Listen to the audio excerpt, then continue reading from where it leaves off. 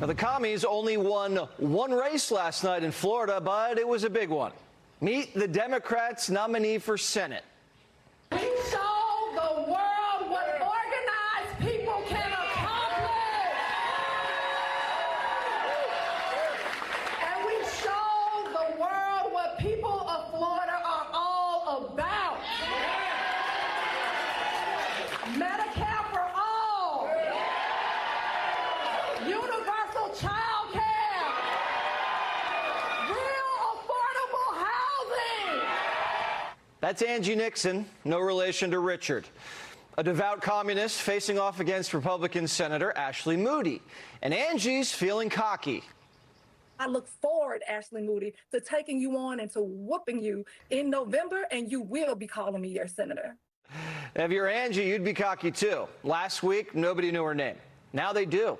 She came in and humiliated the Democrat machine. Angie wiped the floor with Vindman. Remember the left's pasty impeachment puppet? After Schumer and the Democrats poured $16 million into his pockets. Angie didn't even raise a mill. Vindman outspent her 36-1 on TV and still got pantsed, just like Salty Grape Stevens in Michigan. Trump's in the White House laughing. Quote, sleazebag Vindman loses tonight to a radical left lunatic. How cool is that? Vindman was Schumer's attack dog during impeachment, and now he lost, and Angie's on the loose, and she wants Chuck's head. Will you support Leader Schumer to be the Democrats' leader in the upper chamber? You know, I think we need new leadership all across the country, so that's my answer to you. Chuck has a problem. Abdul alone was a handful. Now he has to deal with Ange. He spent $75 million to lose to two psychos, and now he has to spend millions more or risk losing the Senate. And either way, he loses his job. But Chuck might have a card up his sleeve. He's throwing Abdul to the wolves and saying he doesn't have to win Michigan to win back the Senate. Schumer's trying to finagle a map where Abdul and tricky Angie Nixon lose, but the Senate still flips blue. He'd have to draw an inside straight, but anything's possible. Now, if Ange wants to be senator, she has to be a lot less crazy, or winning's impossible. So she's getting a makeover for donors, telling MSNBC, I only became a communist just like a couple weeks ago. A large population of people who fled countries like Cuba and Venezuela who may have a very unfavorable view of the term socialist, and they may not know you yet. So what is your message to them, and how are you going to appeal to them? Because you need to win them over, too. I want to be clear. I just recently joined the Democratic Socialists of America, but I'm also a union organizer. I'm a mother. I am a wife. I am a community organizer. There's so much more to Angie than communism. She's a Pisces. Sure, she wants to abolish prisons, but not all of them. What about abolishing prisons, which is one of the platform positions of the national DSA? Do you support that? I don't support abolishing prisons. What I do support is abolishing for-profit prisons, because they exploit labor and they usher many of our children into the school-to-prison pipeline. No, Ange doesn't want people to work in prison or out of prison. At least she's consistent. Now, if she wins, what's the first thing she's going to do after she's sworn in? I'm looking forward to going to Washington, D.C. to provide everyday hardworking people with some relief after we work to, impeach and I vote to remove Donald Trump and we hold his administration accountable. I'm so excited, Katie. Ange is putting the cart before the horse. She's not in D.C. yet. And she probably won't get there after Florida voters find out where she goes with her kids. I don't understand, there's no sexualization at a drag show. It's just people dressing up and singing and performing. I've taken my children to drag shows, and it's fun. It's entertainment. It's wholesome entertainment. Trump's advisors say they couldn't have picked a better candidate. When crazy Angie's not dragging her kids to drag shows, she's storming the Capitol, which Democrats say is a big no-no. So we are occupying the floor like John Lewis, like all of them.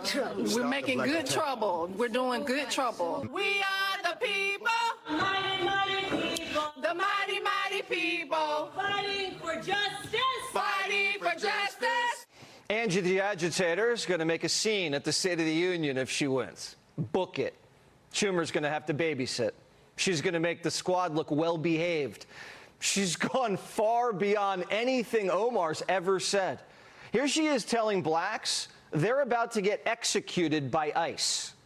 They are going to racially profile us, and they are going to escalate things, and they are going to shoot and kill us, and they are going to get away with it unless we send people like me to Washington, D.C., who are going to scrutinize and launch investigations to go after bad actors, to arrest them and to put them in jail, and to call for an end and an abolishment of ICE.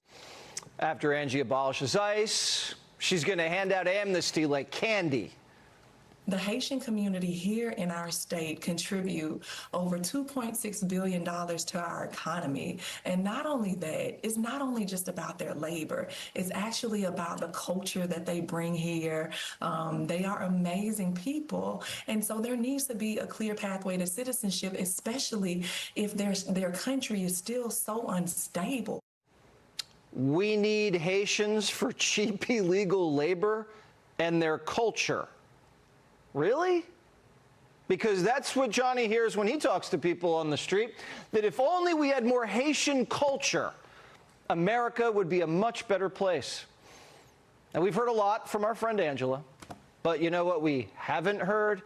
How much she loves America, how great American culture is, our incredible democratic system of government, our rich culture and history.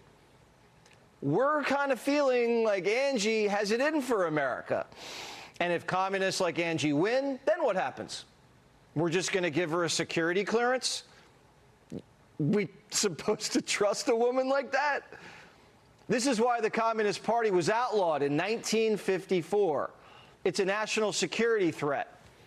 People ran away from communism, not to it. 25% of this district is Jewish, 20% of this district is Hispanic. People have escaped socialism. And when they hear folks from the DSA go on television and talk about, you know, how they want to abolish the Senate, they want to get rid of prisons, and you know, no borders. You know, most Americans hear that stuff and they say, what is going on? That's Jared Moskowitz. He just beat a commie in the primary. Florida's a common sense state. People moved there during the pandemic because they wanted less government, not more. Now, at the time, the press ripped Florida because they're the press. But then we read Fauci's diary, and Florida was right. Communism's not going to fly down there, and Democrats know it. So here's the guy running against Byron Donalds for governor. Go.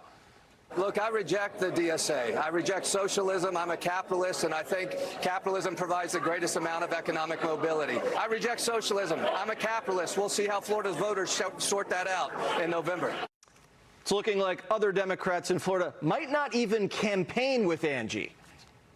Are you supportive of her candidacy? Well, I have not had a chance to talk to Representative Nixon about the issues. Hasn't had a chance. The commies aren't contained. Now they're fracturing the party in key battlegrounds. Democrats are running against communism and Republicans. The good news is the Democrats are now saying they support capitalism and borders and police. So in that sense, they're making progress. But it's a tricky little two-step, and it's not getting any easier. Democratic socialism is no longer just a polling phenomenon. It is in the real world. We are seeing actual candidates winning primaries. So this is not just a Northeast phenomenon in terms of these DSA candidates who are winning primaries. Yes, they are primarily in urban areas, but they are happening across the map.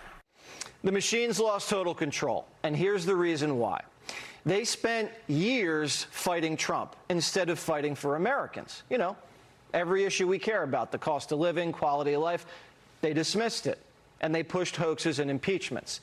And now they're paying the price because all the impeachment crusaders are getting slaughtered. Vindman, Goldman, Shree, Al Green, Swalwell. Soon it'll be Schumer and Hakeem.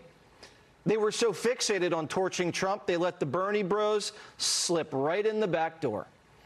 And now they're getting what they deserve. And Hunter rubbing their faces in it. people expect me to say, well, you know, I'd like to say that, you know, those people really had their heart in the right. It pissed me off. Still pisses me off. I'm angry. I'm angry for my dad. They know better. They know better. And I mean, a lot of them know better. You know, the David Axelrods and Rahm Emanuels and the guys that, you know, have fed off of the fiction that they're responsible for the Obama presidency. Be sure to like and subscribe for all the Fox News latest on YouTube and catch full shows streaming now on Fox One.